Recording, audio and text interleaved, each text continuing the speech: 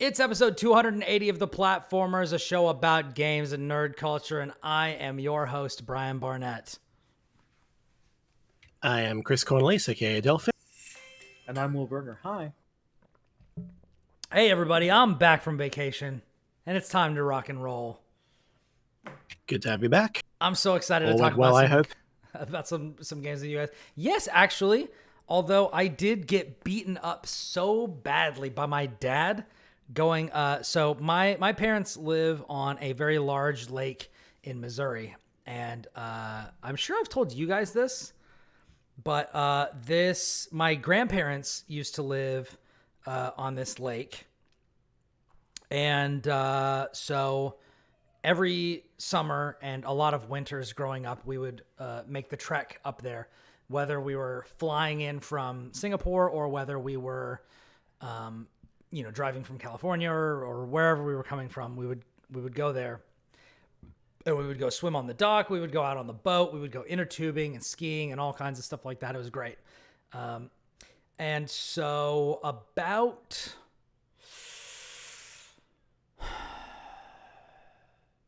So like between 15 and 20 years ago, maybe, my grandparents, they're from what I know, they're both Enneagram 9s.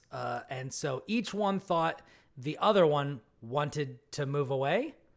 And so they like gift of the Magi sold the house thinking that the other one wanted to leave, but they actually didn't.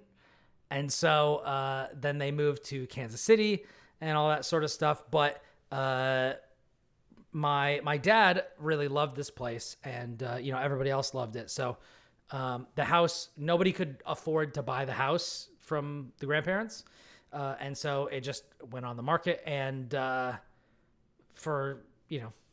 was just somebody else owned it, and that was just kind of a sad little thing. So even though they moved back later and had a different house, it was a different setup, but it just wasn't quite the same.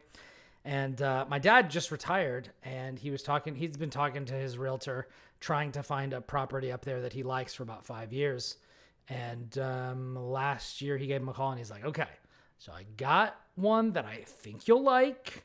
We're going to take a look at this one now. And he read off the address, and my jaw dropped because it was my grandparents' home.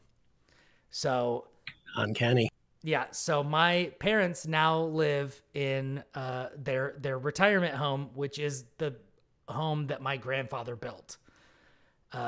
So we went up there, and I was able to give my daughter her first summer up there at this place where I've spent countless summers. So that was very cool for me. That's really awesome. Same boat slip. Same dock, same house. The house has been like updated and expanded. Like the people who owned it before built like a sunroom. So there's like the second floor is way bigger than it used to be. But it's still very, very, like I slept in the room. I slept with Audrey and Riley in the same room my parents slept in when I was young. It's just, yeah, it's wild. It's wild. So. Full circle. And I lost a lot of stuff while I was there. First day, we went on the inner tube together, Riley and I. I was trying to introduce her to it because she's never done any like water sports or anything. And she reached forward and like put her hand in the water just to feel it, which is like awesome. Like if you've ever done inner tubing or skiing or anything like that, like reaching down and putting your hand in the fast moving water is it's a fun thing.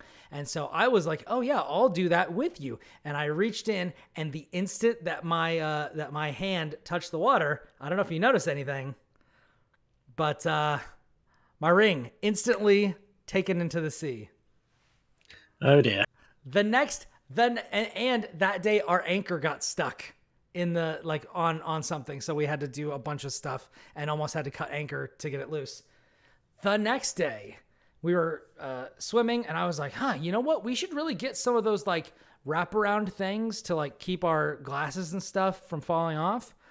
And then like not even 10 minutes later, I dove into the water, specifically dove, and had forgotten that I had my prescription Ray-Bans on, and boom, instantly gone. And then we got The our lake anchor. claims its sacrifice. And then we got our anchor stuck on something else. Day 3, we go out. It's time for me to ski. I'm like, Mom, here's my hat. Here are my glasses. Put these somewhere. And I said this exactly. Put these somewhere where there is a 0% chance that they will go overboard. She's like, okay. So I went to the back and I put my skis on. I went out. I skied. I had a fantastic time. I came back in the boat. I was like, all right, where's my stuff? And she's like, yeah, the sunglasses are in there in the dash. And so I got those out. And I was like, all right, where's my hat? And she's like, my hat was nowhere to be found. And she's like, well, maybe it'll show up. And I'm like, where? We've looked in all of the holds. You didn't put it anywhere. You just put it here, next to your seat. And it clearly it's missing. I didn't see it. You didn't see it, but it's clearly gone. Then somebody else rode something. And I was like, wait a second. Like after, when we were going to pick them up, I was like, wait, there's a brown circle in that water over there. Is that? And then my dad dove in. And yep, it was my hat. So we got that one back. And the anchor got stuck again. Day 3. It was a cursed series of events. But then I went into the Walmart, which is basically everything they have up there. And I got some freaking glow in the dark floating things to strap onto my new cheap pathetic sunglasses, and it was off to the races. But man, it was great. Spending like a full week and a half out on the water. Like I lost like 3 or 4 pounds. Like I feel like I'm in better shape because we were just going out and doing active stuff all the time, which is like wonderful. It also felt like it was 30 degrees cooler there because the heat index in Texas is absolutely outrageous right now. I got to go to Audrey surprised me with a cool Spider-Man exhibition in Kansas City, which was really cool, which had like original pages from the authors. It was like a really cool thing. They had like a bunch of stuff from all the movies. They had like a bunch of costumes and, like the animatronic like torsos and stuff that they used for certain shots and things. It was awesome. It was awesome. I loved it. And then I got to surprise Audrey, who's a huge Titanic fan, with taking her to the Branson Titanic Museum, which is the biggest Titanic museum in the world, which is pretty cool. So yeah, we did that. Make a joke about them adding new exhibits to it. Yeah, you should. Maybe not. You should. Hey, guess what? There was a little memorial there. Huh. And let me tell you, that place was slammed. That place was so busy. I've never seen it that full before. That probably got more attention from what's been happening than anything else that ever happened, because it's not like the boat's going anywhere otherwise. So. Yep. Oh, that reminds me. I saw that they had I don't know if you guys are big playing cards fans. Like my grandpa is like the god of poker. So I always play cards a lot when I'm with my family. And I saw like there were pictures, like old school pictures of like them playing cards and like the actual, like an actual deck of playing cards that they recovered. They're like these really cool looking greenback cards. And I found out that the museum sold them, but they were out. And I was like, damn it. Like, but they sell them online. So I'm going to get some. But they're like actually awesome. the like White Star line, really high quality, like playing cards. They feel like Hoyle or Bicycle. Like they're like really nice. So I'm going to get me some of those greenback White Star line, Titanic playing cards. I'm really excited to play poker with those. But yeah, it was great. I got to go to my paternal grandmother's 90th birthday party, which was great. Like, I was talking to Will about this earlier, like being, I turned 40 this year and still having 3 of my grandparents is like really awesome. So being able to like go up and see them, which I don't get to see that often. It was really good. Plus I got a lot of time to play games. Like I beat a bunch of games that I'm going to talk about. I got a lot more time with Zelda, which is just like rising in my estimation the more I play it. Yeah, it's been great. It's been great. So it sounds like a hell of a time. Good to hear. But it is good to be back because that means we can talk about games. We can. I can hang out with some of my favorite people. In fact, Will, Will and I played some Street Fighter. Oh, it felt so good to get back on ye old horse again. I need to get on that horse so It was bad. very good. We should play. We should play. Yeah, I definitely should play. It's a lot of fun. But where do we want to start our discussion? We got a couple of things that we can talk about this week. I went to San Francisco for a preview event. We can talk about that. We can talk about Aliens Dark Descent. We can talk about Magic the Gathering, Lord of the Rings. I know Will wants to talk about Final Fantasy. I don't know what you brought this week, Kris. There's also like an interesting study that just came out. Kris, where would you like to start? Let's hand the conch over to Will. We'll talk about FF16. I want to hear this. Yeah. All right. So FF16 is weird, and I'm going to try to keep this as spoiler free as I can because I know people are still working through it, and I haven't finished the game yet. I've barely started it.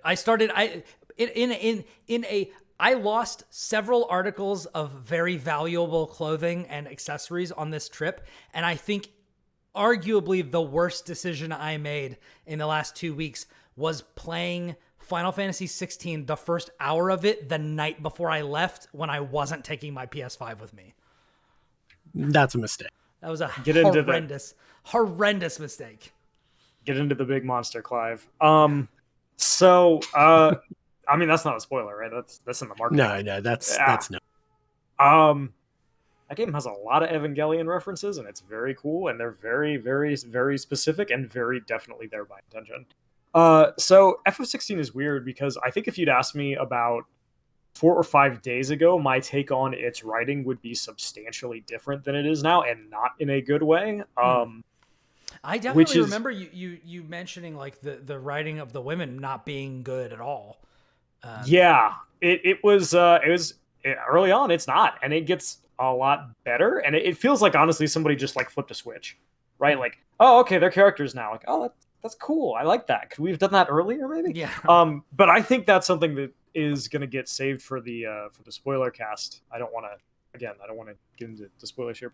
But I do think, a couple of things that I guess I want to touch on, having spent a good amount of time with the game, is, there's been this kind of argument about this isn't a Final Fantasy, it's not adhering to the conventions of what a Final Fantasy game is. And let me tell you, again, I feel like a lot of the stuff that people are mad about this game is like, I played it for like 5 hours, right? And they didn't see like what happens later on because the game takes a little bit to open up. But once it does, it's like, nope, I'm running around my little hideaway with my buddies, and it's very Final Fantasy, and I'm enjoying talking to everyone, and everyone comments on like the new thing that I did, and there's all these little side quests I can do, and I like riding my chocobo around, and so like that part of it is interesting because I feel like you could play the first 10 hours or so and be like, this is just Game of Thrones.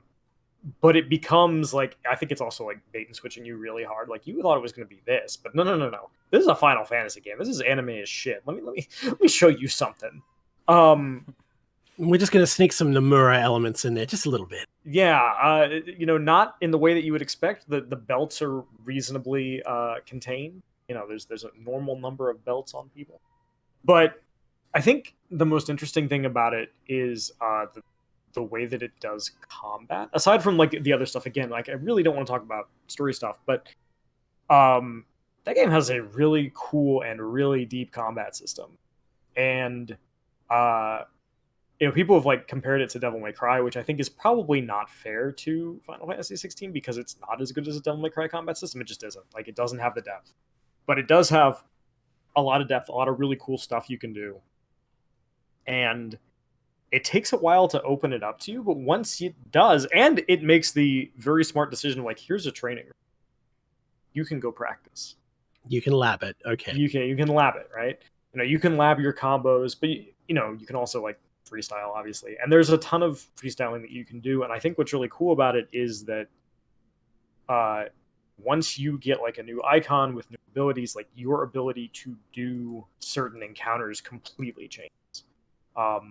One of my early criticisms with the combat was you have not like boss enemies, but like medium-sized enemies, big dude with mace, wyvern, a classic, big animal thing that you can't really knock up into the air. And like Devil May Cry or like any action game like Hi-Fi Rush, like a lot of this game's combat is based on aerial raves, right? Like I launch you, I go up in the air, I do my combo.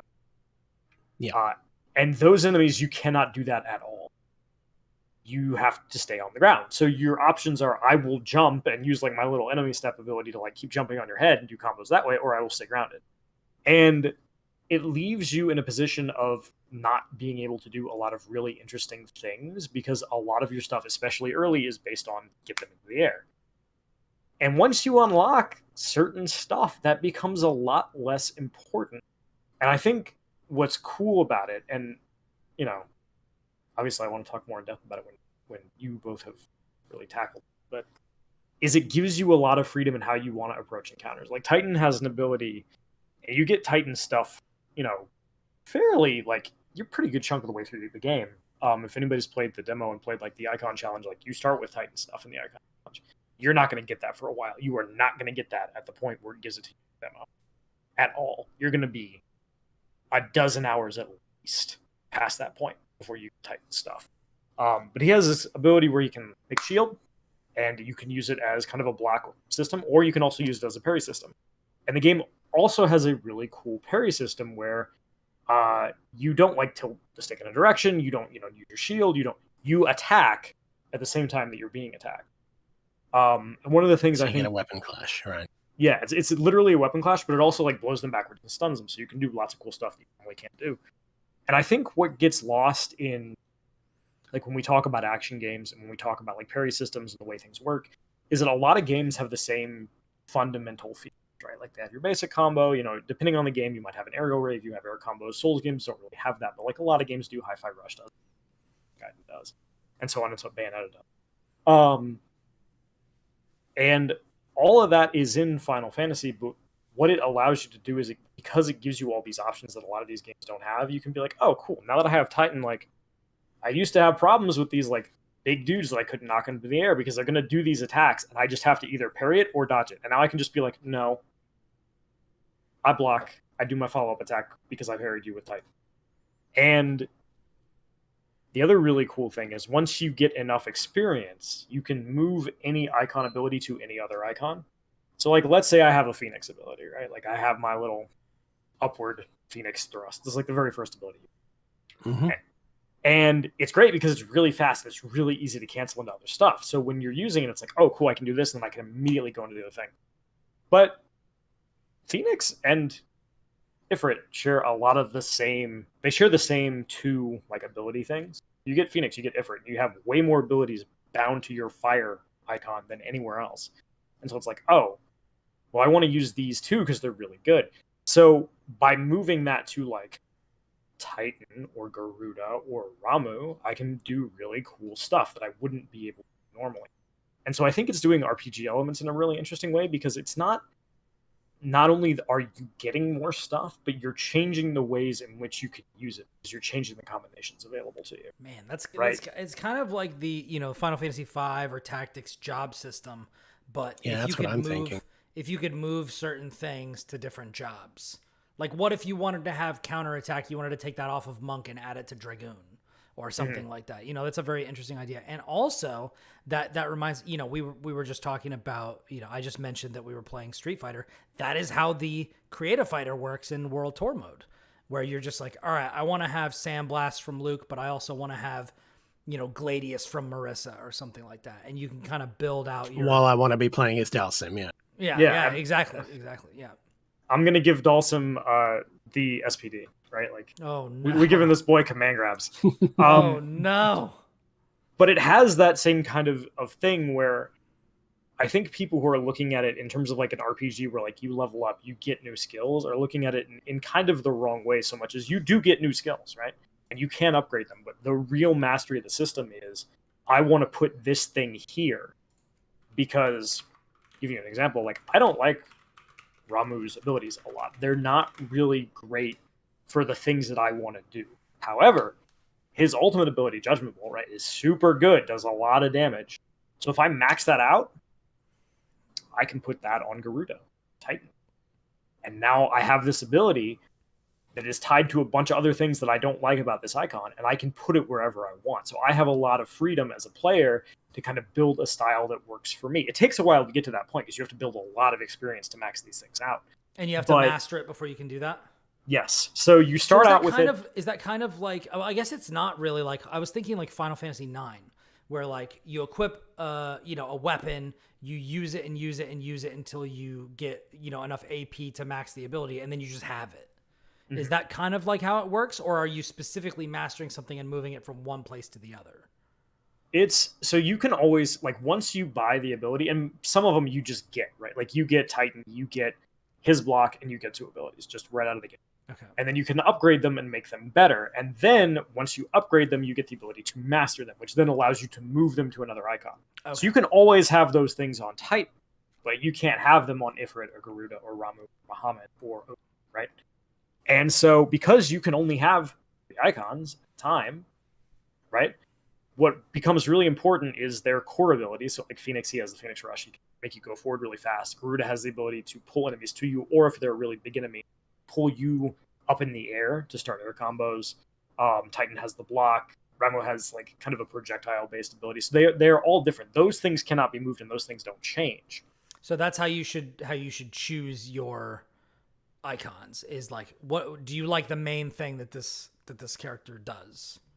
Yes. Okay. And certain things you're always going to want. Like you're always going to want Garuda's pull because it gives you the ability to extend combos that you normally, right? So like normally, like, very simple Garuda thing you can do is like knock them up into the air, do like a bunch of hidden slashes, and then those are 2 special abilities that you start with. So knock them into the air, do a bunch of slashes, and normally that would be like, all right, that's kind of the end of it, right? Because it knocks you away on that last hit. But if you have the pull, you can be like, nope, come back here. I'm not done. I have some other things I would like to show you. That I'm definitely going to want Garuda, because that sounds like Nero from DMC4, and you know how I feel about Nero from DMC4. DMC4. Yeah, no, it's literally the hand, right? The demon pull. The demon pull. It is the same ability. And I think hell yeah, that one of the cool things about it is so far certain things feel like they're necessary. Like it feels to me like, and again, I don't have everybody, but like you are always going to want Garuda just for the sheer utility of it, in the same way that you are always kind of want Phoenix, because the ability to, hey, Torgal, knock that dude up in the air, and then he knocks him up in the air, and then you could immediately just Phoenix Rush to there and be like, cool, I'm up in the air with you, right? Like those things are so useful, but you're also going to be like, man, Titan's abilities hit really hard. Like I want some of that, right? They build up a lot of stun. They do a lot of damage. They have a cool little like perfect timing thing that you can do to do even more damage. Like Legend of Dragoon? Kind of like that. Yeah, it's a circle. Yeah, you wait until it gets to the right point in the circle and then you hit it. And you're not punished if you miss it. You don't lose the ability. It's just a nice bonus. Yeah, you just get more stuff if you time it right. And again, because each icon has like their basic thing, like rush or pull, and then they only get 2 more. Like the ability to mix and match, because you really only can have 6, gives you this freedom to be like, like Odin gives you this thing where you can cancel basically anything into anything else.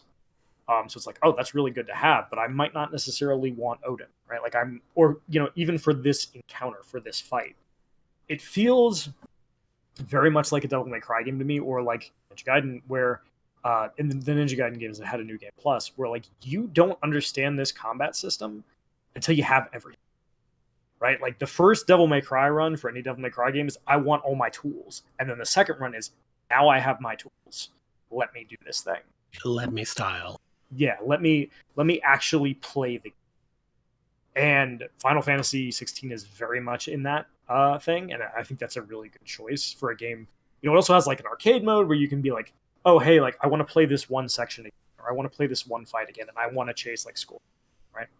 Or I want to like do time trial. It also has, again, the training mode. So it has all the things that are there. And I think the nicest thing I can say about it is I'm pretty deep into the game. I don't have everything yet. But the fact that I'm not bored and I'm like, oh man, I can't wait till I get the next thing, or I can't wait until I can move this ability to this icon to let me do the stuff I want, is really, really, really, that means there's a good combat system there. And I can't wait to see what it feels like when you get the ability to have everything at once and then go into Final Fantasy difficulty, which is where things start to get, harder. Because the base difficulty is pretty easy. So yeah, it's really good. It's a really good combat system. Also, the side quests are really cool because you do a side quest and then like, several dozen hours later, it's like, oh, here's a follow up, and it's gonna make you sad or make you happy or make you feel like that, like there was a reward for doing that side quest, or like you changed something about these other characters that you've interacted with. So it does like a very good job of building it in a way that whether you're there for the narrative, whether you're there for the combat, like you feel like your time investment is rewarded by doing these additional, by focusing on, I want to level this up or I want to interact with this character. That's good to hear. I have heard mixed things about it overall, but for the most part, it leans significantly more positive.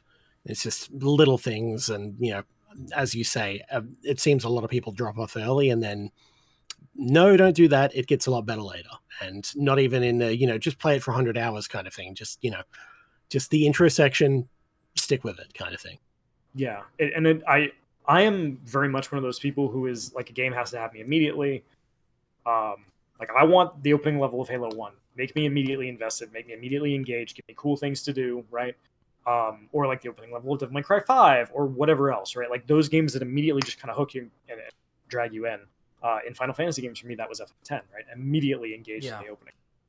God, that was such a great, that scene where Sin attacks the city and Orange shows up and Titus is like, oh, I know you. What are we doing? And then it's just Spira and all that. Fucking legging it, yeah. Yeah. Mm-hmm. So yeah, that game starts with a bang. And hell of an intro, yeah. Are we all Final Fantasy X enjoyers? Because we're people of good taste, yes. Hell yes. Here we go. Hey, let me just tell you, Final Fantasy X, it's official now. The official Final Fantasy of the Platformers podcast. There you go. There you go. Mm-hmm. And it's in that same way that I think that's really strong. The thing that I think that is weird about 16 is it takes a minute to get to that point where it's like, I see now. Everything is coming together. And it's worth it when it finally gets there, but I would tell anybody who's like, I'm not really feeling the way this character's written, especially if it's Jill, right? If you're not vibing with the way Jill is written immediately, like, just wait. I promise it gets better. Or like, if you're like, man, I don't feel like I have enough tools, just wait. Like, this game rewards you for sticking with it. Or like, the side quests are boring. Like, basically every negative opinion I had about this game got flipped on its head because I just gave it more time. And I was like, the combat is engaging enough. And it was like, here's more combat stuff. Here's more combat stuff. Or man, these side quests are really boring. I'm not sure. And then later on, oh, because you did that, you now got to see this. And I'm like, oh, I'm really glad I did that, right? Yeah. So it builds really, really smartly on itself. I dig that. That's good to hear. I am really excited to play more. I am definitely going to be playing a lot of it this week, and I can't wait. Yeah, I'm stoked to spoiler cast this game with you guys because I think it's pretty interesting. Yeah, and that'll be one I just have to listen in on because I don't have the means of playing it, sadly. Yeah, I think I have a guest lined up for that one, but I need to double check on that. I believe I have at least one, but we'll see. I have a person in mind. Yeah. Yeah. So I mean, that's awesome. I am very pleased that you've I guess not really come around because I think you were high on it initially, and then it was just mostly a writing thing. I am very pleased to hear that was just kind of a slump that it's gotten through. So I may have to jump in. So it would have been funnier if it was bad, though. I agree. It would have been a lot funnier. Would have been a lot funnier, but for myself and for all of us lapsed Final Fantasy fans out there, I am very pleased that it is good. Yes, so. And I think we've entered kind of the worst timeline though, where it's like the game is good, but it's also just not selling very well. Like it's selling okay, but like we've had multiple things about like in Japan it's really not selling that well. Like it's doing okay, but I think it's doing worse than FF15 was, and it's like this is a better game. So yeah, I think at least part of it is people are burnt. I think part of it is that the economy is terrible right now for people to just spend that kind of stuff. And it's currently PS5 exclusive, which is, limited console reach, etc. It'll probably see another spike when it hits PC because, that's probably when I'll get it because I don't have a PS5 either. So I can't add to its sales. So, yeah. and I know almost every Final Fantasy fan that I know personally is a PC player now. And they're just sitting there like, man, I want to play this game, but I'm not spending that much money on a console that really doesn't offer me anything else. Yeah. Yep. To play It's this. like, yeah, game. Ratchet and Clank's good, but like not that good, not for the money asked. And it definitely would have been a question. It would have been a legitimate question for me. I think I might have gotten it given the positive feedback, but I'm fortunate because I got a review key for it. So, but that is not the situation most people are in. And that I have a PS5 to even get a key on, because I was covering stuff for IGN on PS5 at launch. But yeah, it's unfortunate. I don't know. I have not done any digging into the funding of this game. I don't know if there's a possibility that it eventually goes to Xbox as well. But PC for sure. I think that's just a matter of time, honestly. Mm-hmm. Yeah, it's coming, and I think people who cannot play it are going to be pleasantly surprised by it. And I think it's also like, again, the rare Final Fantasy game where there's replay value built into it out of the gate because you want to see what this game is like. You have all your yeah, that's cool. Yeah, I dig it. So what shall we talk about next? Shall I go into my preview that I did? Sure. Yes, I think so. Give us the deets. All right. Spill. All right, people. Let's see. This is around the 32-minute mark. All right. I went to San Francisco not too long ago to meet up with the wonderful people from Nippon Ichi Software to play a little game known as Disgaea 7. I played a few others. I also played Crymachina, and I also played Monochrome Mobius. So I have played all three of those games to different degrees. I played the most of Disgaea 7. I played a good bit of Crymachina, and I played a little bit of Monochrome Mobius. So let's begin with the smaller games, and then we'll get into the bigger ones. Monochrome Mobius, I don't know if you guys have seen this. This is like, it's a very kind of traditional, like Dragon Quest-like JRPG. One of the notable wrinkles is that it is one open world, which I guess is not nearly as notable now as it used to be. But you can go to different town hubs and stuff like that and revisit them later as things change and you open up new quest lines and things. But the combat wrinkle in this game is timing, which, we were talking about Final Fantasy X. There is some stuff in that game with like delay strikes and stuff. The way that it works in Monochrome Mobius is a little bit different. There are 3 concentric circles that control or that dictate the flow of battle.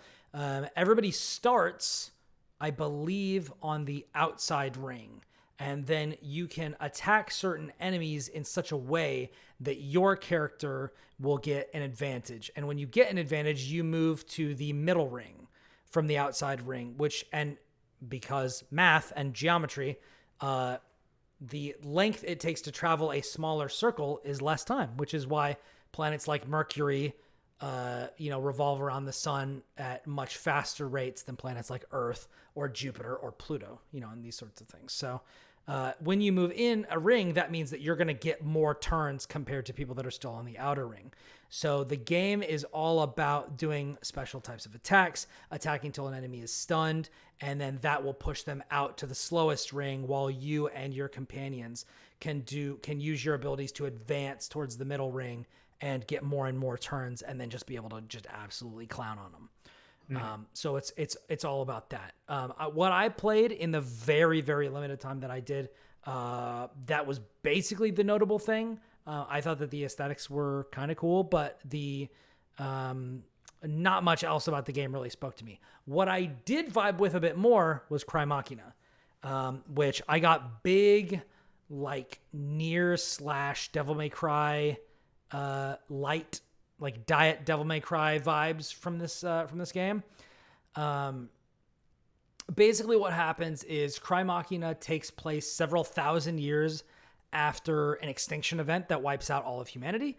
And you wake up and you are awakened by an AI who has basically reconstructed you from the person that you were who died. And you are on a like generation ship that is governed by, I think, 7 different AI systems that have different functionality. That they're basically each one is governing a different aspect of the generation ship. So like one is in charge of defense, one is in charge of like plants or something like that. Like it's very like Mega Man robot bosses type of stuff. And the one who awakens you is the AI that is in charge of the sleeping humanity.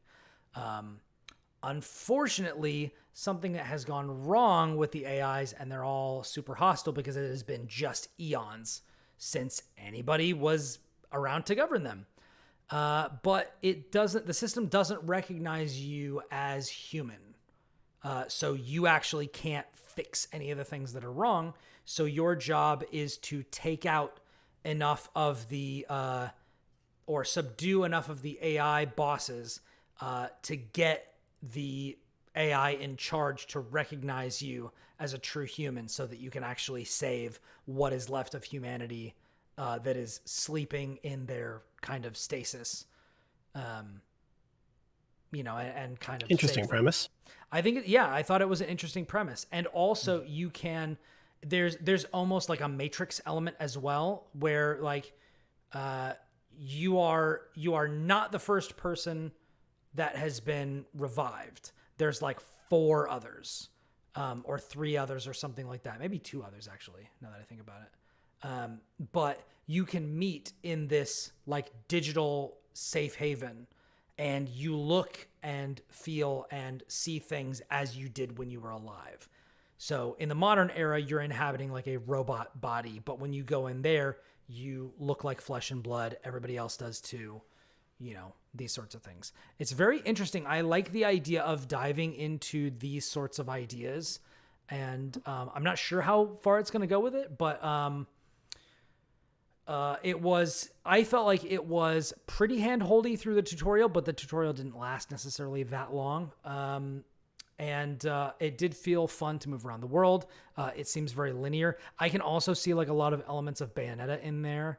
But where the like dodge / like run through mechanic or parry mechanic is like fairly forgiving, but you just have to get kind of the feel for it. And then that'll let you dodge through like, one of the bosses had like a series of lasers that were going vertically and, or horizontally, and you couldn't jump over them. So you actually had to like dash parry through them, to be able to avoid taking damage so that you could get to the boss, and not just be slammed with stuff forever. So like there's kind of some elements of like not bullet hell, but like you get what I'm saying. Yeah. So that was a lot of fun. I will say I played it on Switch. It did not look very good. It ran well, but it did not look good. The resolutions it was pretty bad. So I'm definitely excited to see if that is improved in the final version, or otherwise I think if they do not look better, then I would definitely look at like maybe pick this up on PlayStation or PC or something like that. Yeah, I was looking it up while you were talking about it, and I believe it's Furyu who's developing it. Their past track record on terms of performance and appearance and everything is like generally not good. It's like the art style's okay, even though there are times where it feels like a bit like a Discount Persona, Discount SMT kind of thing. But hopefully they pick it up and improve on it. But they do some interesting concepts, and hopefully they are able to land it, because it sounds interesting. It didn't look good, but it definitely felt pretty good. Though it took me a while to get the like dodge mechanic down, to where I wasn't just getting hit constantly. But once I got like the window of when it wanted me to do it, it worked pretty well. So yeah. So hopefully it looks good. But definitely even on Switch, I didn't really have any performance issues. And I was playing on a docked setup, so with a Pro controller, so it wasn't bad. All right, now to the main event, Disgaea 7. So, when Will and I went to PAX, I was really, really excited to see NIS because I thought we were going to get to see this game. We didn't, but then when it was time to preview the game, NIS reached out and they were like, hey, we know you really wanted to see this at PAX, and it wasn't there. You want to come out to SF to see it? And I was like, say fucking less. I get to go to SF and I get to see one of my most anticipated games. Come on. You knew it was going to happen, and we made it happen. So I went out there, hung out with the wonderful people from NIS, including the director of the game, Shunsuke Minawa, and I interviewed him. I will get into some more of that stuff later or at another time. It might have to be another episode when I get into that because I talked to him for like an hour, and I'm not going to go into all of that here. But there are over 40 classes in this game, and there are some, they've talked about this before, that their governing principle is getting back to the basics of what make Disgaea what it is. Because if you've played through the Disgaea series, and I've played every entry except for Disgaea D2, I've played all the other ones. And so if you know anything about this series, it is a top-down isometric tactical or strategy RPG. Grid-based, where you control a party and they level up. The big difference between this and something like Final Fantasy Tactics is the numbers in this game are out of control, outrageous. Like the maximum level is like 9,999. And you do, by the end of the game, when you're fighting the end bosses, you're doing like literally millions and billions and trillions. And I think in the latest one, you can do like quintillions of damage. It's just absolutely outrageous. There's no reason for the stats in these games to get that crazy, but they do because it's Disgaea and that's what it does. They haven't hit scientific notation yet, but they're getting close. Yeah. But yeah, it's really, really awesome. One of the great things is that it is like playfully irreverent. All of these take place in like a version of hell or something like that. But as the games have gone on, it's gone from, in the first game, it was basically just Earth, hell, and heaven. And then in further games, straight up from Disgaea 2, like there were a bunch of netherworlds. And then it was, you would go to a bunch of different netherworlds. And then in 5, you were just like bouncing all over the place. And the systems and the story and everything have just gotten bigger and bigger and bigger and bigger. Like the Marvel Cinematic Universe, where like, wow, this is like so big that it doesn't really, it's like untenable really. And I've liked all of those games. I think I like Disgaea 6 more than most people probably do, even though I think that there are some major problems with it. But I am happy to report that Disgaea 7 does actually pare it back, rein it in, and bring it back to like what things kind of used to feel like. Not 100%. It still does feel like, Disgaea 4, 5, 6 era, like feel. But it definitely is also like trying to go back to, if you're not prepared for a boss fight and if you're not paying attention to like what the abilities of the boss are, you are going to die. Like I died in, like I definitely died like really powerfully on the first time I fought the boss in this one. I actually did not beat it because I ran out of time and I had to get to my plane, to my flight home. But it was very interesting because the director used to be a programmer on the older games. So he definitely has a very like expansive understanding of the series and what appeals to him and to other people. And so we dove down into that. We talked a lot. One of the things that is different in this game is that the entirety of this game takes place on one netherworld, which means we're very focused on these characters in this story. It is also the first story in the series that focuses on 2 protagonists instead of just 1. There have been multiple ones, but this is the first one where like there are 2 main protagonists, and they kind of simultaneous control or like swap between story-wise. Simultaneous control. They are teamed up, but it is about both of them. I think that is interesting. I am interested to experience more. I wasn't. It's been so long, and I didn't really vibe with the characters in D6, so it's hard for me to remember what it felt like when I was first, introduced to Laharl or Killia or Mao or Valvatorez or Adele or any of these characters. But I wasn't like grabbed by them immediately, but I am open to what is going on. And they did get a laugh from me during my play session because of one of the things that happened, which I thought was cool. So there are one of the main things that was added in this game. There's a new mechanic added in basically every game in the series is jumbification. So what happens in this game is if you get I forget what it was that you had to do, but you had to power up your character to such an extent that you could jumbify, and then you would become like a kaiju, and that's basically the point of it. You become a kaiju, and you go to one side of the map, and then, as the boss does the same thing, you're on opposite sides of the map, or, you can move around to the sides, and then you have these giant attacks that impact like most of the rest of the screen, where all your other small characters are still running around trying to not get squished. And so that makes for a very interesting thing. The reason why I died in that first boss encounter is because I didn't read the special ability of the boss, which is, I think it increases his attack power and defense by a certain percentage for every member of his team that's still alive on the map. And so I jumbified like immediately, and he just one-shot me.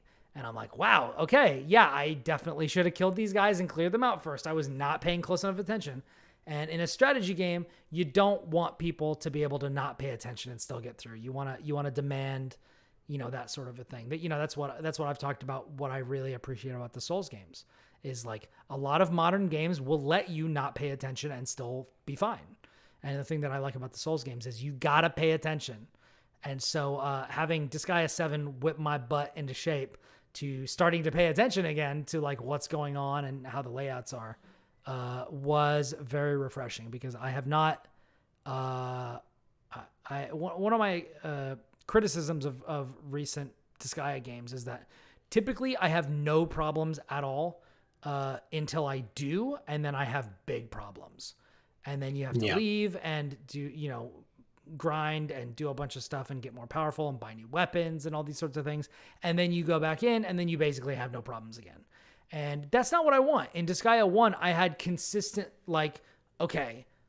several of my characters would die on most of the maps, and then I would have to go back and revive them, and then I would go to the next map, and it would still, I would be able to make it as long as I was paying attention and getting it through. But it was kind of a struggle, and I had to slowly work my way, almost like an XCOM level, where I was like, I gotta get my people in the right spots. Gotta be methodical about it. Yeah. And I haven't had to be that way in a Disgaea game in a while. So I'm hoping that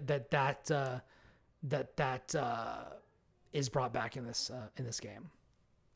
What I've experienced, that definitely is the case in the boss levels, but I want to see that carry forth into just the regular levels as well. So yeah, but yeah, I will say Makes sense. I have gone from really curious and not skeptical, but cautiously optimistic to just optimistic. I'm feeling good. I feel like it's going to be good. Also, they still do have the autoplay system, but unlike in the previous game, you can only do it when you're replaying a level. So the first time you beat a level, you can't just autoplay your way through it and have your characters just like automatically do whatever they want. So you got to beat it. But if you want to use that same system to get to like ease the pressure of farming, you can still do that, which I like because that's what I enjoyed about that. Like, I don't have hundreds of hours to devote to grinding just to try to fight the final boss. And Disgaea 6 having the auto battle system actually enabled me to beat the final boss of Bale in the first time since the DS port of Disgaea 1. But yeah. So yeah, all that to say, please be excited for Disgaea 7. I will keep my eye on it, that's for sure. So, Heck yeah. Oh yeah, and Will, this is going to be your first Disgaea, isn't it? This is my first one. Yes, I am Nice. excited. This should be fun. This should be a lot of fun. I'm excited because that means There's we'll a get lot to, of like, good, stupid, irreverent fun in them, for sure. Yes, there is. It is incredibly dumb and goofy, but a lot of times it is in the best way. I think Disgaea 4 is a prime example of premium top shelf dumb. That is Disgaea. probably my favorite one, yeah. It's so good. Like I think if I had to recommend one to people that had like everything, I think 4 is probably the way. Yeah, I think it's still the way to go, because 5 is like mechanically better and hard to go back. Yeah. It's hard to go back to older games after you played 5, but the story and characters just don't do it for me as much as the ones in 1 and 4 in particular are the ones where... Yeah. Yeah. I think the thing about 4 is that the highs are not as high. Like I don't think, like you said, I don't think the combat highs are as high as they are in 5, but I think that there's nothing bad about it at all. Like I think you could say the villain might be the weak point in that game. But I think that the idea behind the villain is good. I just don't necessarily think it's executed that well. And I think that the entire party of Disgaea 4 is like really strong. Whereas like Disgaea 5, like I love Killia and I love like the Void Dark Goldion thing. Like I really like the twist of 5, but I think that 4 like just holistically is like, I love Emizal, Artina, like Desco and was it Fuka? I forget who Fuka, the pretty girl. Yeah, and like Fenrich. Like, come on. The Fenrich Valvatorez dynamic alone is worth playing. So great, 4 just from the start. It's like, yeah, I love these two. This is good. All is for my master. It's great. It's fucking great. Also, Fenrich is voiced by the same guy who voiced Ragnar the Blood Edge from BlazBlue, so you get that as well. Yeah, win-win. It's a win-win. Anyways, so I'm not going to talk anymore about Disgaea 7 now. I will see if we have time later to get into the interview. There was some interesting stuff in there, but I will save that for a future episode because I do not have it prepared at the moment. That's fair. Another time. So yeah. Kris, did you bring anything that you are particularly enthused about? Nothing supremely interesting for the last 3 weeks. I've dabbled in a few things, played a lot of comfort games, still working on a few things. But in terms of new-ish developments, I suppose it's probably best I talk about Baldur's Gate 3 a little bit. Ooh. Because that's the big one that's coming up. The release date got pushed forward, so it's not competing with either Starfield or Cyberpunk. Wise decision. Like, it doesn't matter how good you are, you're probably going to be better than both. Maybe Cyberpunk will surprise. I'm sure Cyberpunk will be good, by the way, just maybe not at launch. So I'm waiting to see. But, Cyberpunk will eventually I've been burned again. I love you, but I'm not being burned again. Yeah. Fool me once, fool me can't get fooled again. As they say. So, so I've had... I have one request before we go. So, sure. We've talked about this before on the podcast. I'm not sure, Kris, if you were here, but Will knows this. Baldur's Gate 2 is my favorite game of all time. Yeah, I'm aware of that. And I have avoided almost all of the information about this game. I have not played it early access. I have not watched any of the trailers apart from the like announcement trailer. I am trying to go in as unspoiled as possible, but I do have some very important questions. So, Sure. are you planning on getting into some of the nitty gritty, or are you going to keep it like big picture?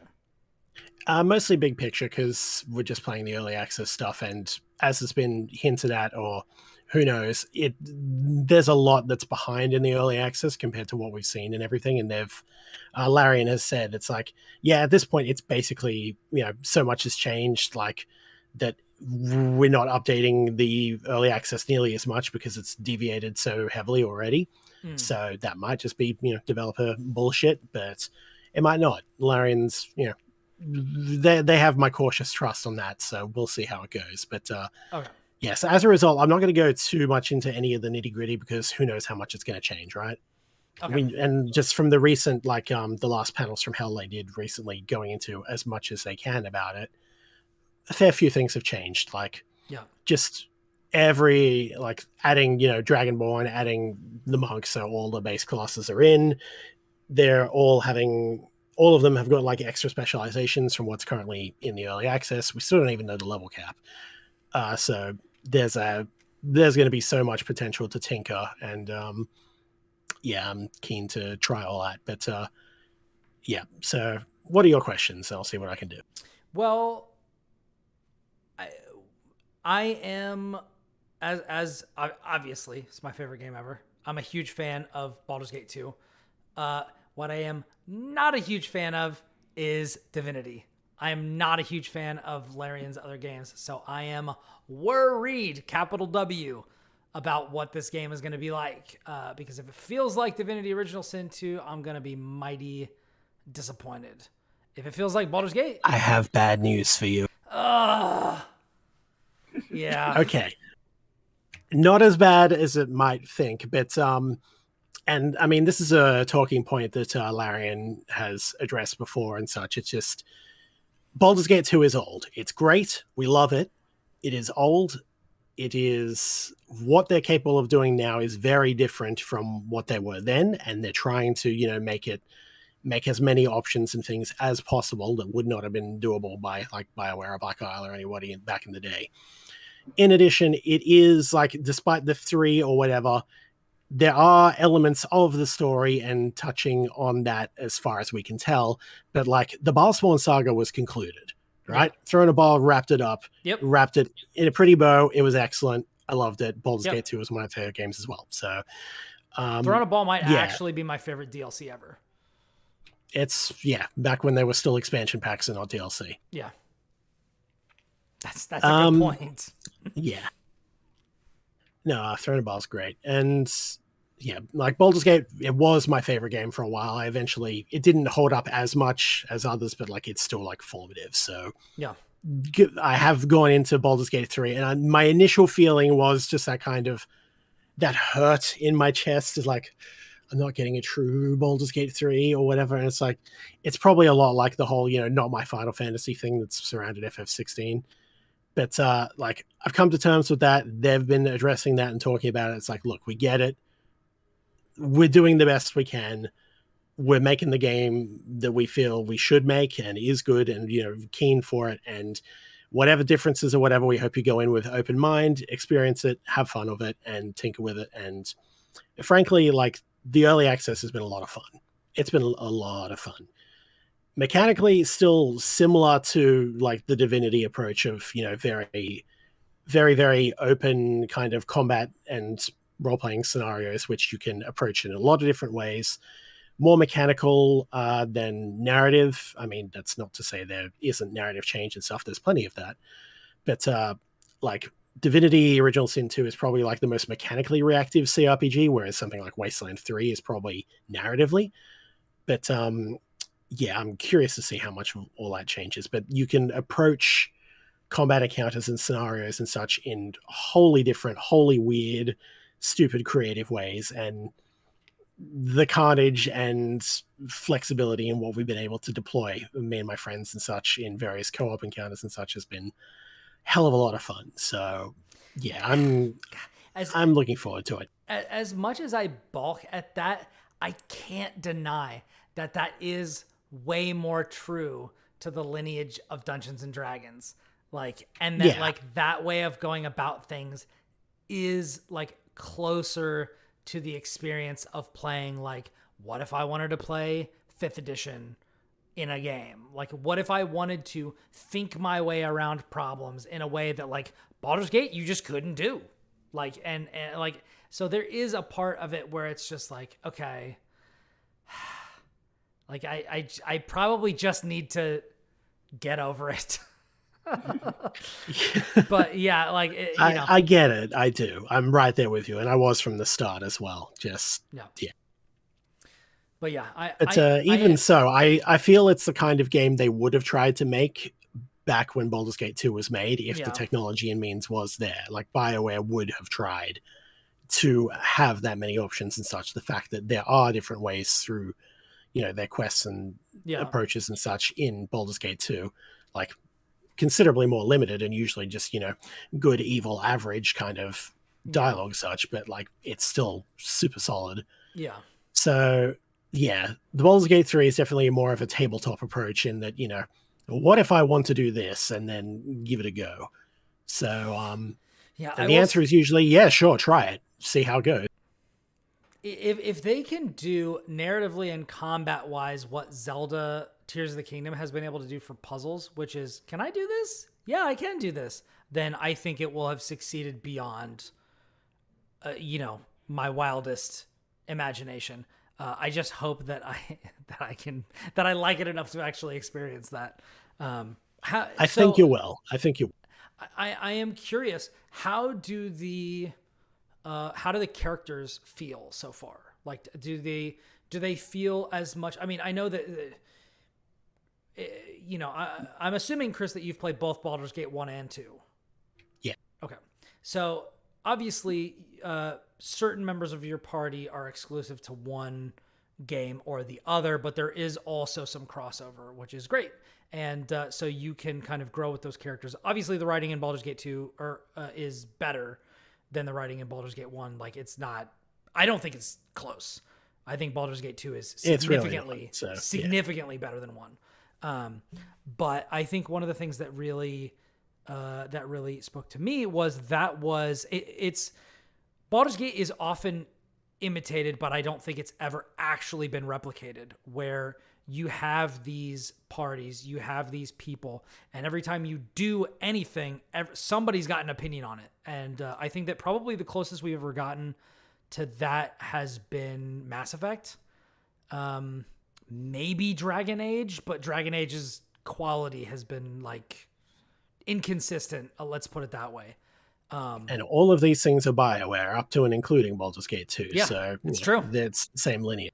It's true. And there is still, like, I mean, I guess if we want to go outside the family, there is an element of this in the Fallout games. There are elements of this, in other kind of party-based games.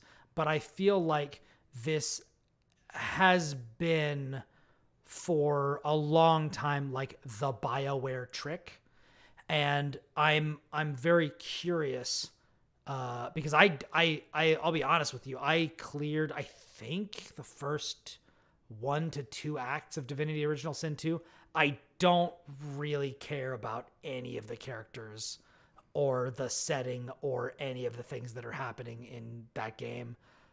So one of my big skepticisms beyond just the kind of gameplay elements is, does Larian have it in them to make me care about the characters and their relationships and want to spend more time with them in these sorts of things? I think that's a hard yes from me. Okay. Simply put, hard yes. Then again, I liked a lot of the characters in Divinity Original Sin 2, or at least some of them. They managed to resonate with me more, and I was curious to see how their story and such unfolded as it went on. Some of them, did not have a good first impression and grew on me. Others just, I haven't really dabbled enough. But Ifan in particular, I thought was really good. The Red Prince was fun. Sabine, fucking hated her, and then she really grew on me. So those were cool characters. And then a Yeah, lot of... I think Lose was probably one of my favorites just from the jump, because she just, the idea of like having a character that's like haunted but also like really good, like, Yeah. But well, then you'll really like Will in Baldur's Gate 3. Nice. I tend not to like the Will Will's, at the table. Yeah, of I course. tend to like Will's generally. So there you go. You're not a warlock, are you? Yeah, just checking. No, okay, good. Yeah, I think the Baldur's Gate 3 characters so far, there's a couple that I'm more on the fence about, but there's some that I really like. And there was one that the early access players kind of bullied Larian into making a full character from the early access. Nice. Just a character that kind of like appears for a little bit and like helps out a little. But now we've just like bullied them. It's like, give us more. We want more. And it's like, okay, fine. He's a full character. Here, you sickos. Nice. And so we're just like, yes. Nice. But no, I'm curious to see how they all, how all the stories and such pan out. But so far, plot is interesting. Characters are pretty interesting and are able to chime in on a fair few things. You can, like in Divinity, you can play as them or have them in your party with an original character. And you can have co-op players come in and jump in as those characters as well. But yeah, generally, I'm pretty positive about it. I did have some misgivings as part of the early access war on, because there were a lot of aspects where I felt like they were taking away player agency and kind of pigeonholing, removing certain strategies and such. But then a lot of those were implemented back in, and some of them were just like, they were gone because of bugs. So So it seems like maybe this was just kind of EA quality control type of a situation. A little bit, yeah. Okay. Yeah, so I liked it from the start and kind of got more and more wary as time went on. It was still just kind of and then I figured it's out soon. I'll take it for one last spin, one last hurrah. So got my close friend. We just co-opted it and spent most of yesterday doing it, and then it just immediately went right back up to where it was when I started. We had such a ball. We had some, quite frankly, I'm amazed we survived some of the encounters we did, let alone cleanly. And it was just, having a ball, and really, really excited again to see the full launch. Definitely, probably the most anticipated game I have of that very busy period of the year. So, fingers crossed. Nice. That's good stuff. Well, I am now a little bit more excited about this game, which is nice. It's always nice, I know, to have a happy little from surprise. One Baldur's Gate fan to another. I know where you're coming from. I know how you feel. I get it. They're doing their best, truly. Okay. Like there's a good game in there for sure, and it may not be exactly what you want, but then we've had 20 years to build up exactly what we want. We're never getting that, That is true. That is true. And I'm sure somebody around here's got some sort of mod or something for some version of Baldur's Gate 3 in like Icewind Dale or something. Who knows?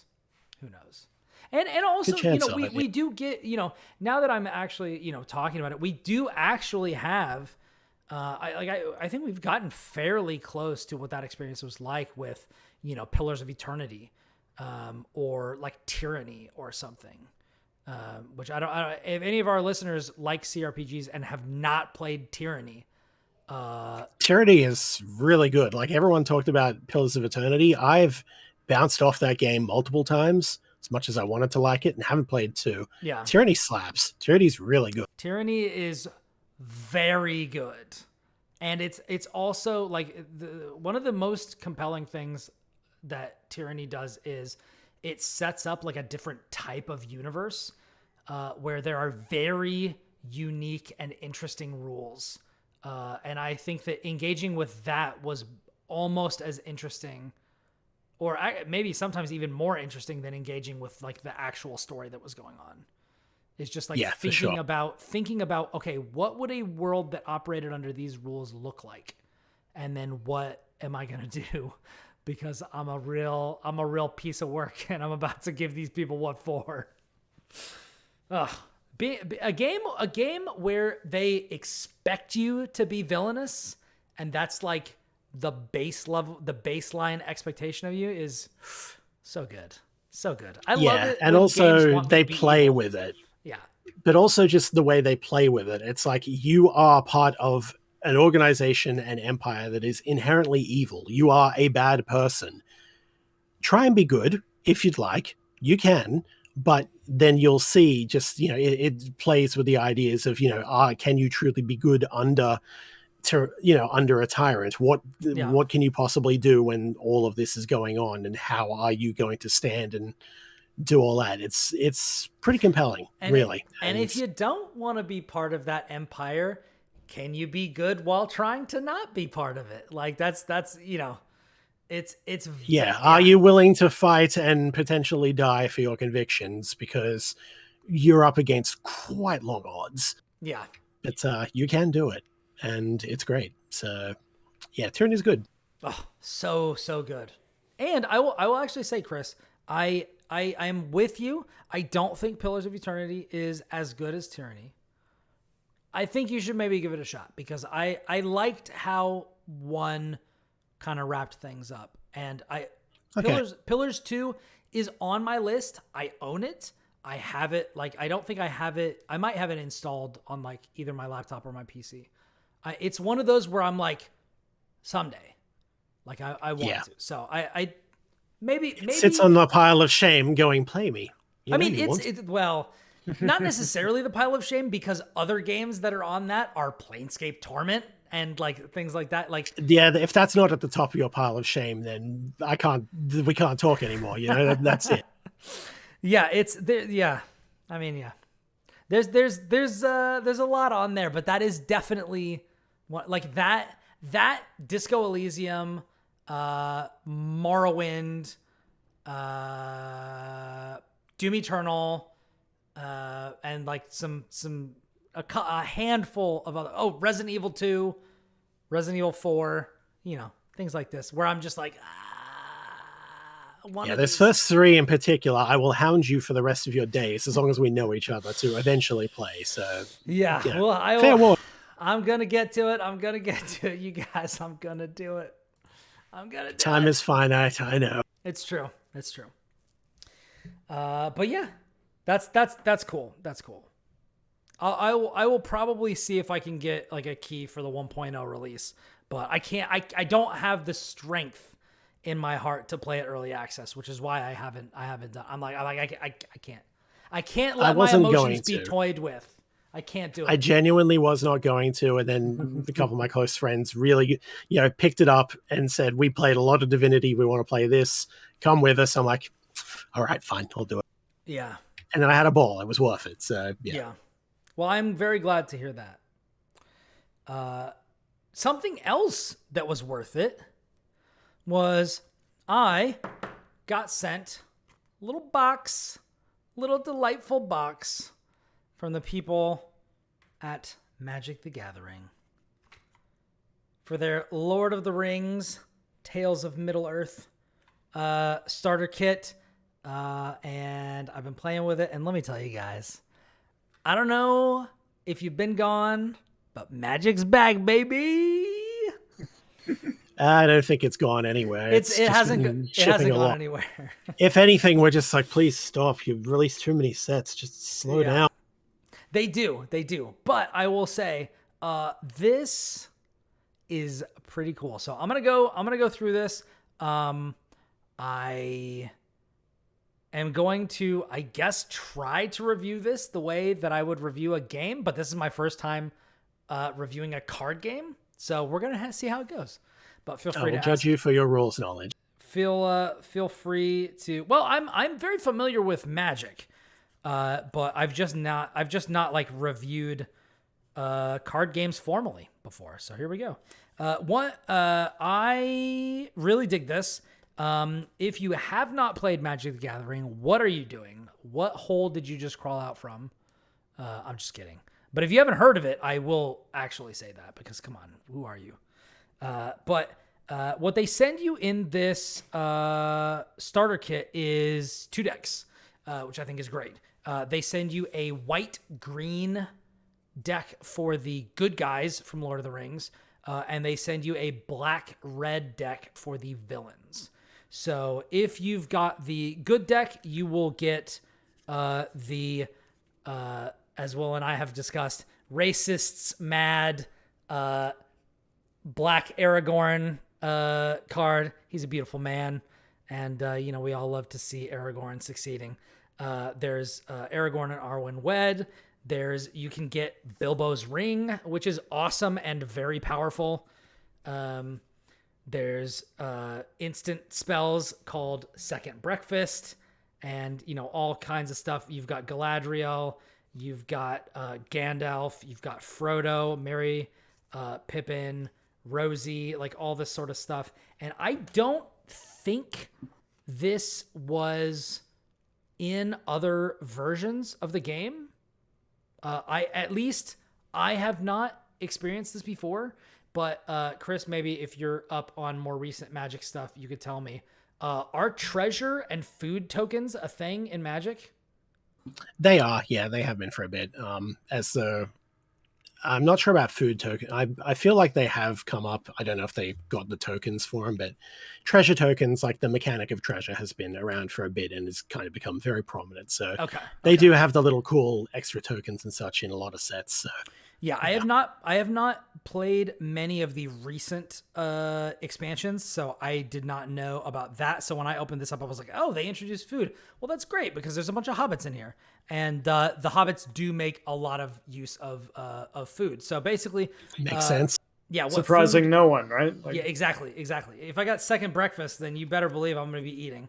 But a thing that I thought was really interesting is the food mechanic increases the longevity of your. So if you're not familiar with Magic, each of the players starts off with 20 health, and then you'll set up your lands and you'll set up your soldiers and things. And if somebody attacks, if you don't block with some of your characters like Aragorn and those, if you don't block attacks, that damage will come through to you. And then when your health goes from 20 down to 0, game is over, you lost. So it's all about managing attacks from other your opponent's characters or their warriors, and blocking them with your own to mitigate damage, sacrificing them strategically, and trying to whittle down their defenses so that you can knock them out quickly. There are spells that you can cast. There is different types of equipment like Bilbo's ring.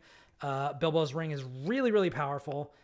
As long as it is your turn, equipped creature has hexproof and can't be blocked. Whenever equipped creature attacks alone, you draw a card and lose 1 life. And it costs 1 to equip it to a halfling and 4 to equip it to anybody else. So they've really taken the time to hone in on, in a way that I think Magic is really great at, things that would be true in this world, which is if you want to have the one ring, you want to have a halfling carry it because they're resistant to it. And so, you've got on the villain side, you've got Gollum, you've got the Dark Lord himself, you've got the Balrog, you've got all kinds of, you've got cool like Uruk-hai captains. Now, do you know if a mechanic called Amass exists elsewhere? If it does, I haven't seen it yet. Okay. So I think it might just be for this set.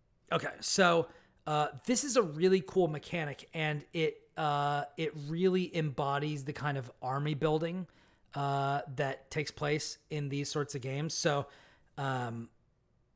you will have, let me see. So Grishnok, Brash Instigator card is a legendary creature. When he enters the battlefield, amass orcs 2, which basically means if you do not have an orc army, make one and then add 2 counters to it. So it's 2/2. And then there are a bunch of cards that have amass or that have like goblin/orc mechanics. So like there's one card right here that's really powerful. It's a 4/4, but it's pretty cheap. It has trample, and it says it can't block unless you control a goblin or orc. So if you amass, an orc army or something like that, then you're good. And there's also, Mordor Trebuchet that also interacts with that. where like your characters just become more powerful as you amass more orc armies. So it's all about, and much in the way that red decks are wont to do, it's all about like building up power quickly and steamrolling your enemies. And it's really fun. The first game I played, I actually defeated my enemy with Gandalf, and that felt pretty great because I'm just like, yeah, it's my boy. As you'd expect. Yeah, it's actually cost spells as Gandalf. What a shot. Yeah, it's pretty good. So yeah, but there's a lot to like about it. There's a lot of cards that will like create food tokens, these sorts of things. So it definitely, managing your life is way more. This has like been a thing for white decks for a long time, but to have both the red and black cards and the white and green cards that you have generating food tokens that you can then sacrifice to give yourself back 3 health means that it feels like a lot more of a struggle. There is a lot more of a back and forth, that you can do. And there's also like unique mechanics like the ring tempting you. So like, if, you'll have different types of temptations if it is equipped to a halfling as when it is equipped to, one of the human characters or something like that. And also like the more you use it, it can be beneficial to you because you get to draw more cards, but you also lose life when you do it. So it's there is like this idea of, much like in Lord of the Rings, do we use the ring? Do we Risk not use and reward, it? Yeah. Like there could be a benefit, but it's also not going to be good. And the more times we're tempted by the ring, like the more dangerous it becomes. It's really, I think, a fantastic way to engage with this IP. Lately we've had some other Lord of the Rings outings that were not as well received, and we've seen kind of the fallout from that. But this has been a very pleasant surprise for me because, first of all, I did not really know it was coming super ahead of time. Because I'm not up on that sort of stuff. Like I got the press releases and stuff and was excited to like see what was happening. But I am pretty pleased with it. I don't know if I don't know how many of these like expansions they're planning on doing, but it is very interesting because they also have like commander style decks, which like I love playing commander. Or I think it's called Commander is pretty much what I exclusively play. Sometimes called EDH, yes. Yeah, I was gonna say EDH. Yeah. So I really like that format. That was how I made my first decks. I had a black blue Liliana Jace like zombie mill deck that I like tormented my friends with. So like I would just constantly like resurrect my enemies from the grave while I was making them mill their decks. Oh, it was great. I don't think I've ever had anybody get as mad at me as my buddy Sterling got because he spent all of this time making this really awesome deck that was really powerful. And I just kind of threw together this idea and I'm like, and I had some cards, I had some proxied cards where I was like, oh, mill half your deck. And he was like, what? And I'm like, well, I mean, it says right here, you got to be traumatized. Sorry. Yeah. Sorry. And then he just literally ran out of cards and I won. It was great. Mill deck wins. Yep. I love it. But yeah, there's a lot of cool stuff in here. So yeah, I don't want to, actually, Kris, I want to field any questions you have if you have any. I don't know what you would ask.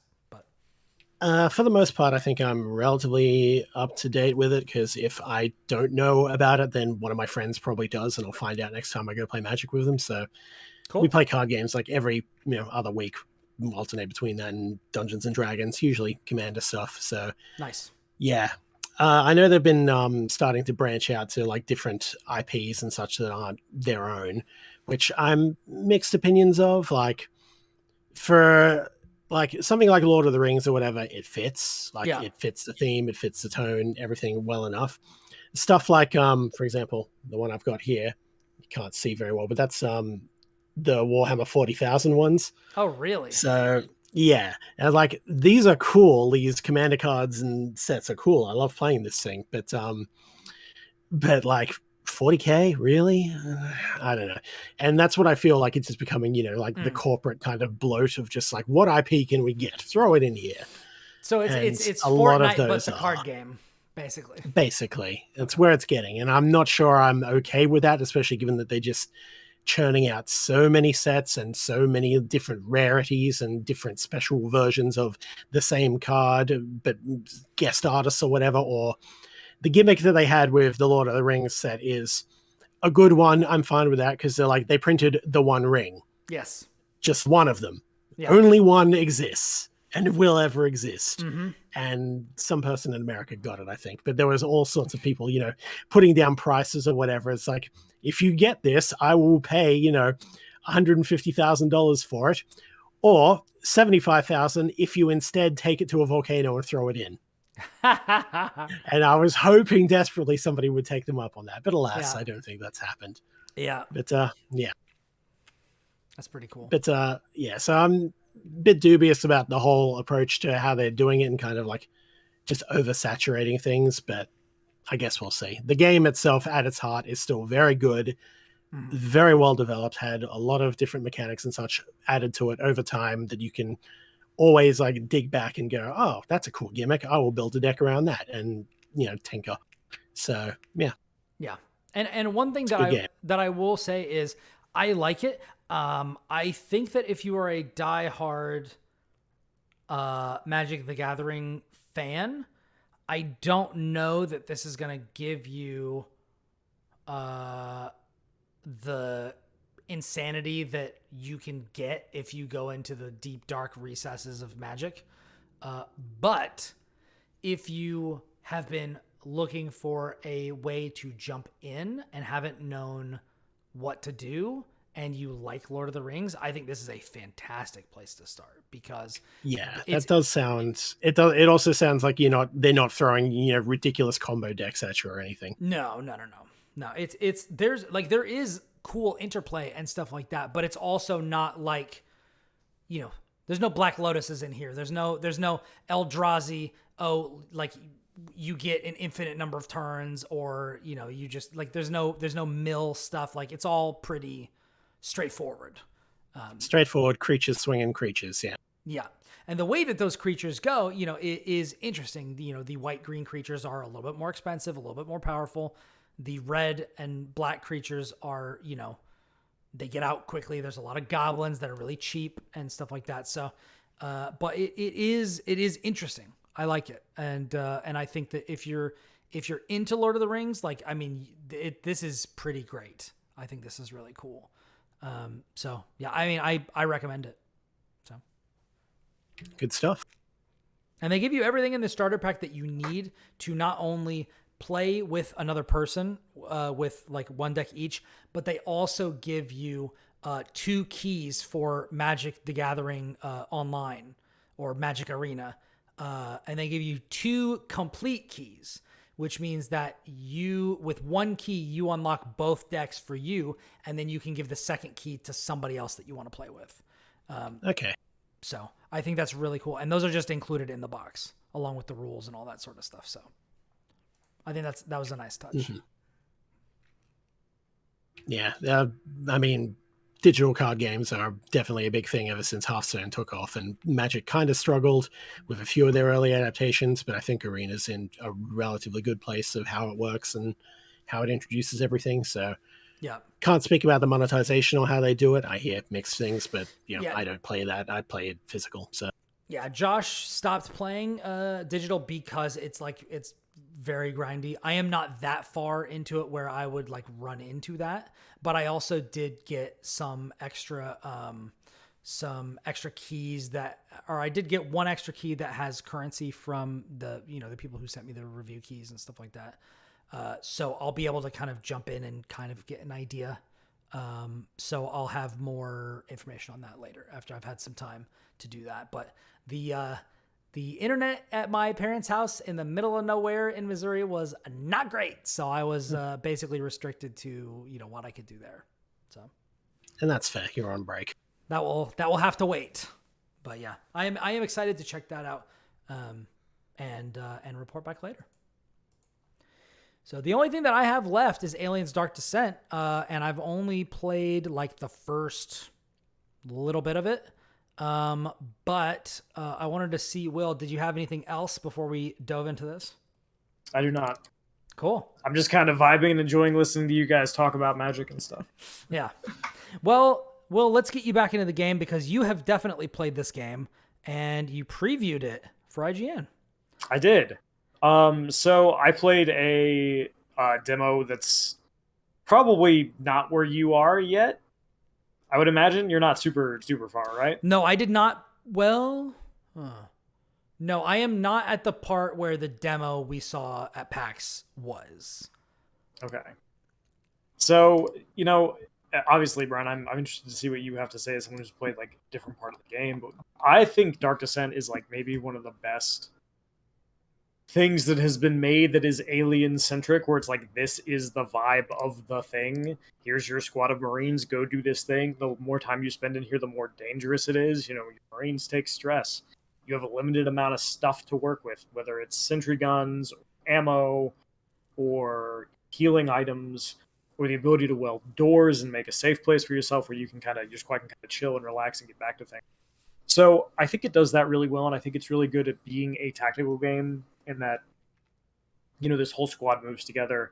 So you have to kind of plan around that. It's not like you can pick one and be like, I want you over here, right? Like, no, you have to plan as the whole squad is going to work. And I think it was actually, based on the demo that I played, pretty challenging game. Because you have all these resources that you have to manage your squad. And as this is happening and you are dealing with less and less and less and less stuff, unless you're finding other things in the world, you've got an alien hive that is becoming more and more aware of you and is sending bigger and bigger things to you. So I think it's a really fascinating game, and I can't wait to play the whole thing. Yeah. That's my take on it. Yeah. Well, let me read you the first line from my notes to prepare for the show. Quote, even from the jump, this game nails the alien vibe more than anything I've seen. End quote. Let me tell you, watching the opening cinematic from this, I was like, oh shit, it's an Aliens movie. They pan so far back that you see the ships like just slowly moving through space. I was like, this is a James Cameron shot. Like this is what you would see if you were watching a movie. Like, you get that, the way people interacting with each other, we're behind schedule. Like it is definitely the used future that we love to see with both the original trilogy Star Wars and Aliens and like Blade Runner and all of the best of the genre. Oh yeah, my next point. It feels like watching one of the movies, except the characters have the exaggerated style of Dishonored / Arcane characters, which I don't know if you noticed, Will, because I don't think you got to see any cutscenes. I did not know. So yeah, so they look like they have very angular, kind of like slightly exaggerated, like they look like Arcane characters, which I think is really interesting because I love that style. And I think that means that this game will be even more timeless than it would have been otherwise. But yeah. Yeah. Art style trumps graphical fidelity at any day, yeah. Absolutely. But this game is no slouch when it comes to graphical fidelity either. Like this game looks fantastic. And one thing that's very nice, I left on my trip 2 weeks ago and I loaded it up on my laptop, but I had not tried it. But because I had played it a little bit on my desktop before I left, I was like, wow, this game looks amazing. This is not going to run on my gaming laptop.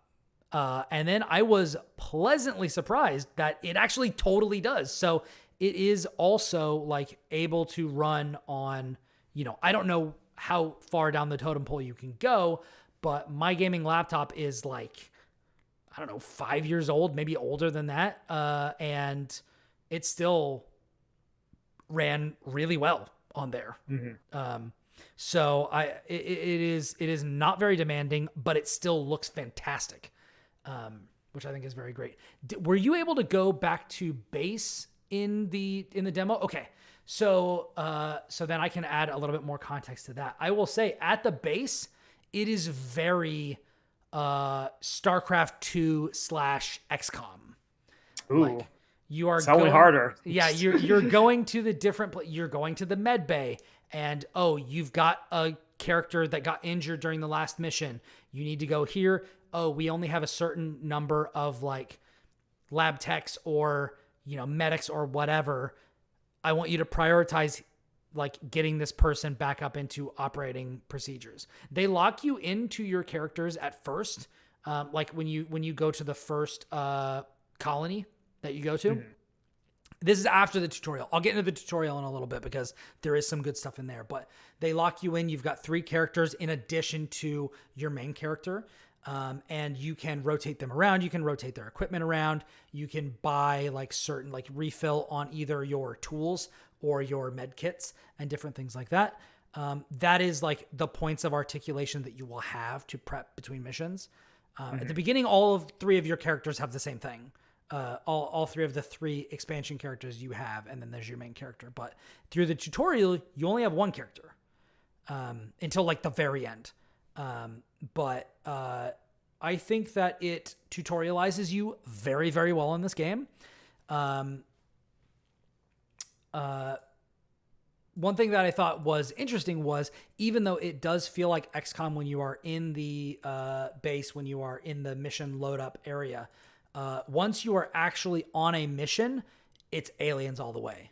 Like it is just, I mean, you know this, like it feels like aliens. Looks like aliens, feels like aliens. If you told me that they had ripped the audio files for the guns and the motion tracker straight from the film, I would believe it because they sound exactly the same. Yeah, it is like the blips on the motion tracker. Like I was just like, oh yeah, this is exactly, when somebody is typing on a keyboard, like it sounds like, those little snippets of when somebody's on the Nostromo, like just, waiting for I forget the character who's there, but just like waiting, watching all the cameras, all that sort of stuff. Like you got the classic Weyland-Yutani like logos and tech and stuff like that. You got people lifting up stuff on power loaders, moving it around. It's great. It's great. You do take cover like you do in XCOM. I'm not sure how much time you spent taking cover in the demo, because I know that there was also a lot of action. A good chunk of it, believe it or not. Yeah. But there's also like some stealth as well. So in the introduction, I think that they do a really good job of introducing you to the world of the main character, and then just incredibly quickly things go off the rails in a great way. And you are kind of the inquisitive person. And it's not long until things are just going to hell in a handbasket. It's just, it's, if you've seen Aliens, things get extremely bad, extremely fast, if you're not careful. And before too long, it was, the world state has kind of changed. Now I'm in this stealth mode. I'm making my way around. They get you very, acclimated to controlling your character and hiding and watching for both your motion tracker and just, is there an alien around you? Do you need to hide and move? They've got this line. If anybody can see you, there's like a yellow line, and it slowly fills up towards you with red, which reminds me of another game. I'm trying to think of what other game. I think it was was it Shadow, the one you Shadow previewed? Tactics? Yeah. Yeah. But that one was it was like a cone, and the cone would fill up towards you with red. Yeah. So I think that goes back to like Commandos or whatever, that kind of stealth strategy game. So yeah, which I like.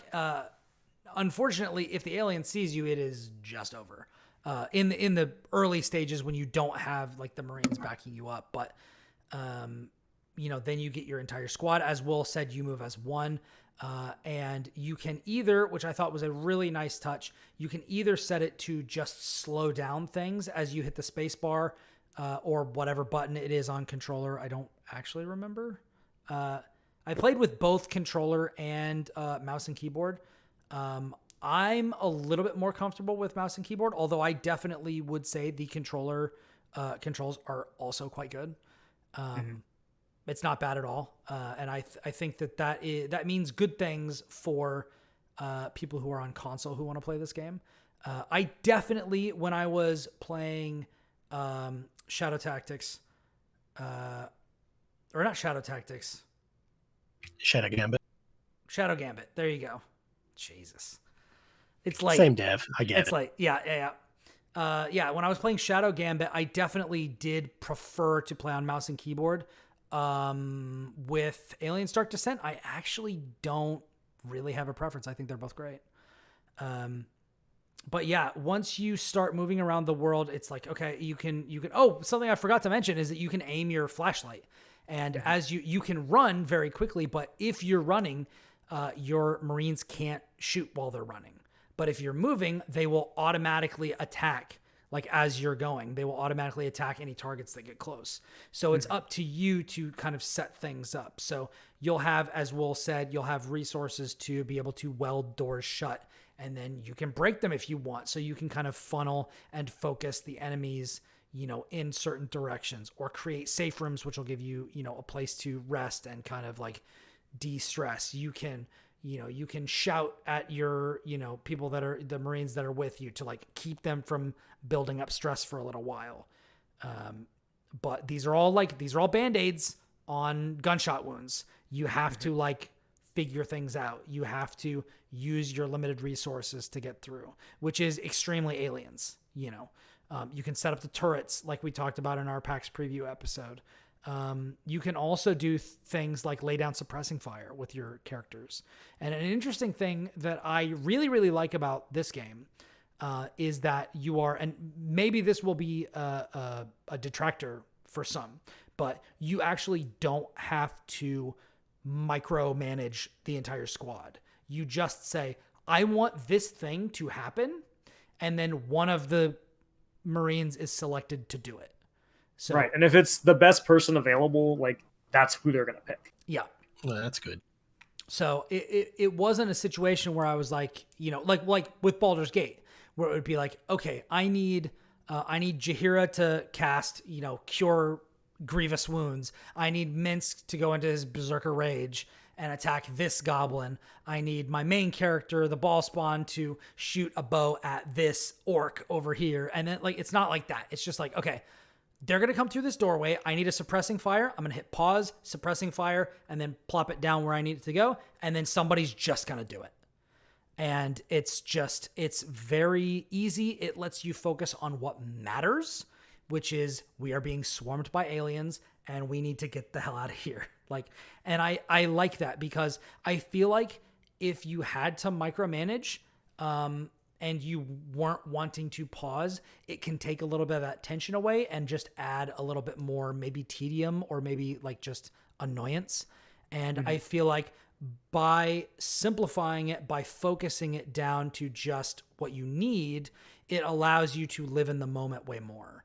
And because it allows you to live in the moment, it lets you get immersed more and it lets you get scared more. And I think that is... keeps the tension high, yeah. It does.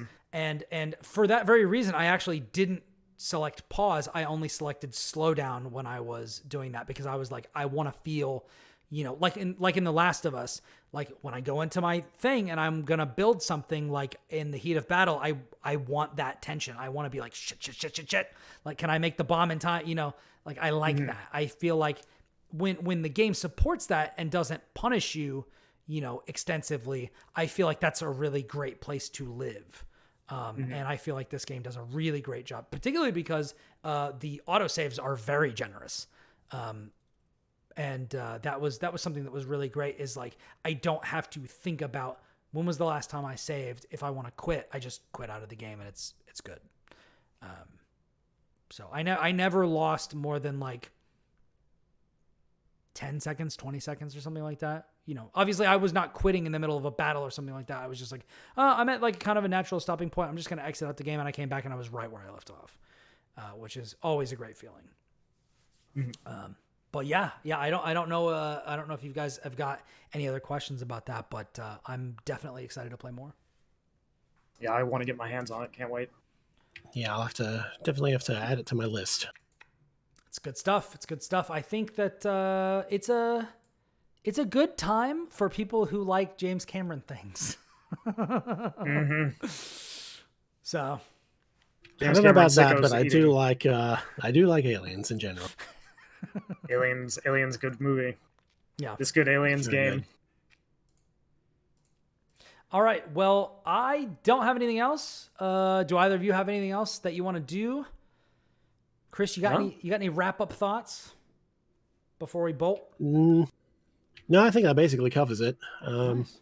Yeah, that's it for me. Cool. Will, any closing thoughts?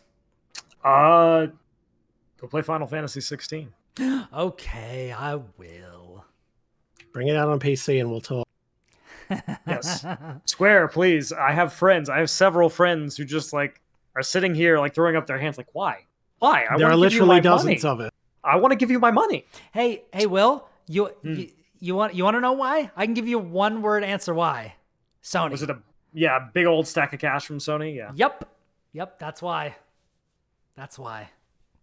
Anyways, thank you all for joining us for episode 280 of The Platformers, if you can believe it.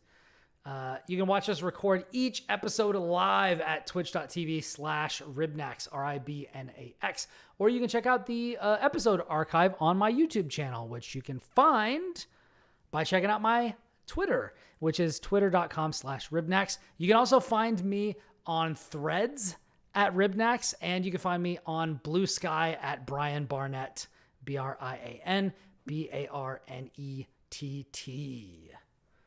Kris, where can people find you? You can find me at my website, versusthebacklog.com, the backlog, one word.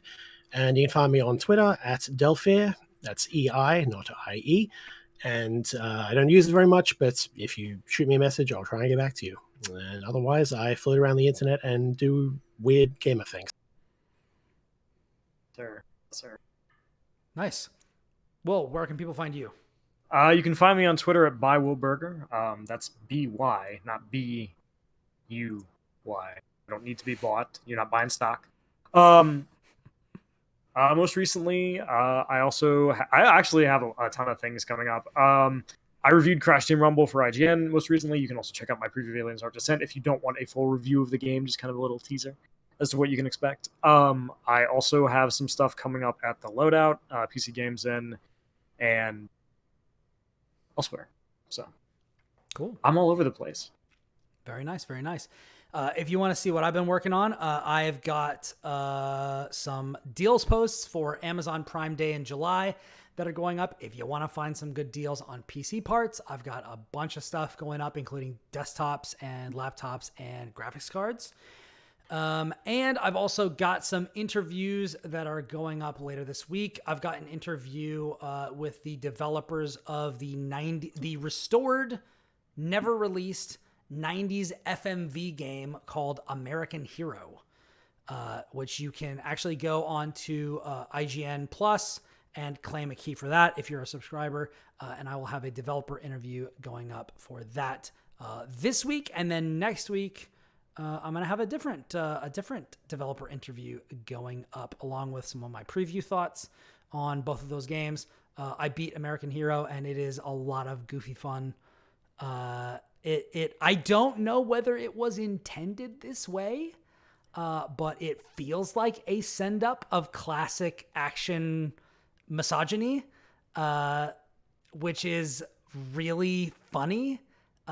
Because this game was originally manufactured, as I said, or originally intended to release in the 90s and releasing now in the year of our Lord 2023, it feels like this game could have literally just come out and just been sarcastic.